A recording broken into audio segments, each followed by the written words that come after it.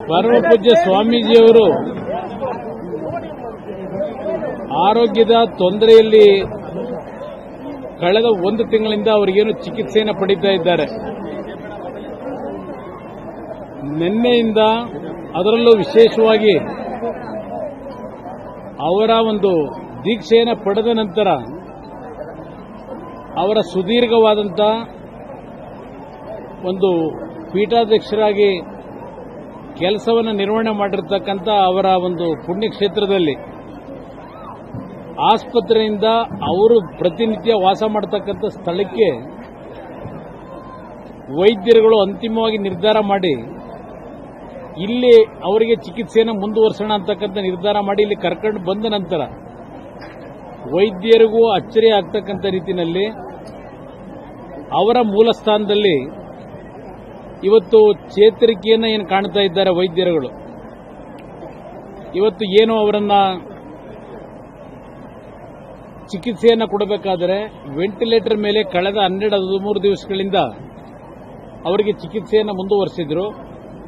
ಇವತ್ತು ವೆಂಟಿಲೇಟರ್ ಸಹಾಯ ಇಲ್ಲದೆ ಸ್ವಂತ ಅವರ ಒಂದು ದೈಹಿಕ ಪರಿಸ್ಥಿತಿಯೊಳಗೆ ಉಸಿರಾಟವನ್ನು ಮಾಡತಕ್ಕಂಥದ್ರಲ್ಲಿ ಒಂದು ಒಳ್ಳೆಯ ಬೆಳವಣಿಗೆ ಏನಾಗಿದೆ, ಆರೋಗ್ಯಕರವಾದಂಥ ಬೆಳವಣಿಗೆ ವೈದ್ಯರುಗಳಿಗೂ ಅಚ್ಚರಿ ಇದೆ.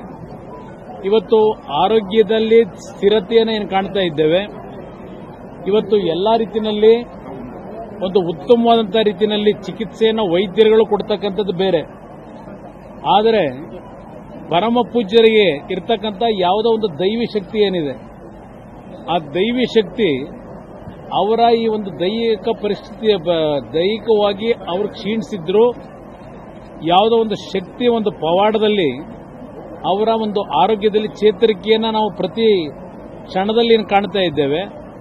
ಇವತ್ತು ಬಹುಶಃ ದೇವರ ಇಚ್ಛೆ ಇರತಕ್ಕಂಥದ್ದು ಅವರು ನಮ್ಮೆಲ್ಲರಿಗೆ ಇನ್ನೂ ಮಾರ್ಗದರ್ಶನವನ್ನು ಕೊಡ್ತಕ್ಕಂಥ ರೀತಿಯಲ್ಲಿ ಇವತ್ತು ಆರೋಗ್ಯಕರವಾಗಿ ನಮ್ಮೆಲ್ಲರಿಗೆ ಅವರು ನಮ್ಮ ಒಂದು ಚಟುವಟಿಕೆಗಳಲ್ಲಿ ನಡವಳಿಕೆಯಲ್ಲಿ ಅವರಿಂದ ಮಾರ್ಗದರ್ಶನ ಪಡೆಯತಕ್ಕಂಥ ಅವಕಾಶಗಳು ದೊರಕುತ್ತೆ ಅಂತಕ್ಕಂಥದ್ದು ನನ್ನ ಅಚಲವಾದಂಥ ವಿಶ್ವಾಸ.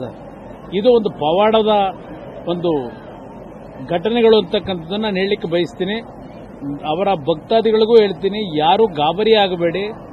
ನಿಮ್ಮೆಲ್ಲರ ಒಂದು ಆ ಭಕ್ತಿಯ ಒಂದು ಪೂರ ಏನಿದೆ ಮತ್ತು ಅವರ ಮೇಲೆ ಇಟ್ಟಿರ್ತಕ್ಕಂಥ ದೇವರಿಗೆ ಪ್ರಾರ್ಥನೆ ಸಲ್ಲಿಸ್ತಕ್ಕಂಥ ನಿಮ್ಮ ದಿನಚರಿಗಳೇನಿದೆ, ಇವತ್ತು ಭಗವಂತನ ಒಂದು ಆ ಶಿವನ ಶಕ್ತಿಯಲ್ಲಿ ಅವರಿಗೆ ಚೇತರಿಕೆಯನ್ನ ಇವತ್ತು ಆ ಶಿವ ಕೊಡ್ತಾ ಇದ್ದಾನೆ ಅಂತಕ್ಕಂಥದ್ದು ವೈದ್ಯರ ಉತ್ತಮವಾದ ಚಿಕಿತ್ಸೆಗಳನ್ನ ಇವತ್ತು ಕೊಡ್ತಾ ಇದ್ರು.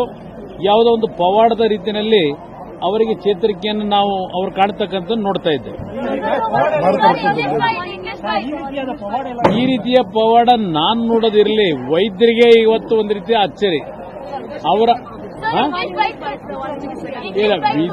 ವಿದೇಶಕ್ಕೆ ಅವರನ್ನ ಕರ್ಕೊಂಡು ಹೋಗ್ತಕ್ಕಂಥ ಅವಶ್ಯಕತೆ ಇಲ್ಲ. ವಿದೇಶದಲ್ಲಿ ಕೊಡ್ತಕ್ಕಂಥ ಎಲ್ಲಾ ರೀತಿಯ ಚಿಕಿತ್ಸೆ ಇವತ್ತಿಲ್ಲಿ ದೊರಕ್ತಾ ಇದೆ. ಅದರಲ್ಲೂ ವಿಶೇಷವಾಗಿ ಇಲ್ಲಿಯ ಡಾಕ್ಟರ್ ಪರಮೇಶ್ವರ್ ಏನಿದ್ದಾರೆ, ಹಿರಿಯ ತಜ್ಞ ವೈದ್ಯರ ಸಲಹೆಗಳ ಮೇರೆಗೆ ಡಾಕ್ಟರ್ ಪರಮೇಶ್ವರ್ ಅವರು ಮತ್ತು ಅವರ ತಂಡ ಉತ್ತಮವಾದಂಥ ರೀತಿಯಲ್ಲಿ ಇವತ್ತು ಗುರುಗಳ ಒಂದು ಆರೋಗ್ಯದ ಕಡೆ ಅತ್ಯಂತ ನಿಷ್ಠೆಯಿಂದ ಶ್ರದ್ಧೆಯಿಂದ ಅವರು ಅವರ ಒಂದು ಚಿಕಿತ್ಸೆಯನ್ನು ಮುಂದುವರೆಸಿದ್ದಾರೆ.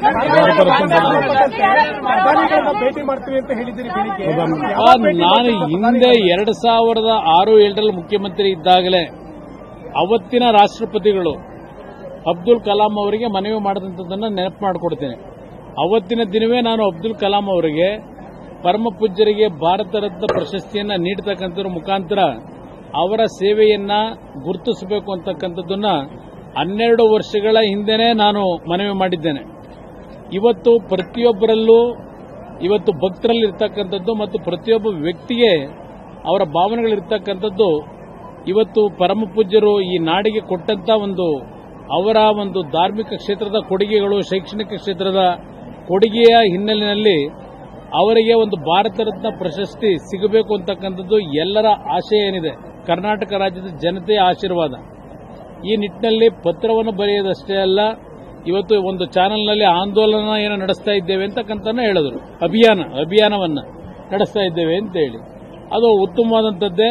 ಅದಕ್ಕೆ ನಾನು ಅವ್ರಿಗೆ ಅಭಿನಂದಿಸ್ತೀನಿ. ಅದರ ಜೊತೆಗೆ ಅದರ ಅನಿವಾರ್ಯತೆ ಇದ್ದರೆ ನಾನೇ ಮತ್ತೊಮ್ಮೆ ರಾಷ್ಟ್ರಪತಿಗಳನ್ನ ಮತ್ತು ಪ್ರಧಾನಮಂತ್ರಿಗಳನ್ನ ಭೇಟಿ ಮಾಡಿ ಭಾರತ ರತ್ನ ಪ್ರಶಸ್ತಿಗೆ ಇವತ್ತು ಅವರನ್ನ ಆಯ್ಕೆ ಮಾಡತಕ್ಕಂಥದ್ದಕ್ಕೆ ಇವತ್ತು ಸಹಕಾರವನ್ನು ಕೊಡಬೇಕು ಅಂತಕ್ಕಂಥ ಮನವಿಯನ್ನು ಖುದ್ದು ಭೇಟಿ ಮಾಡಿ ಅವ್ರಿಗೆ ಮನವಿ ಮಾಡ್ತೀನಿ.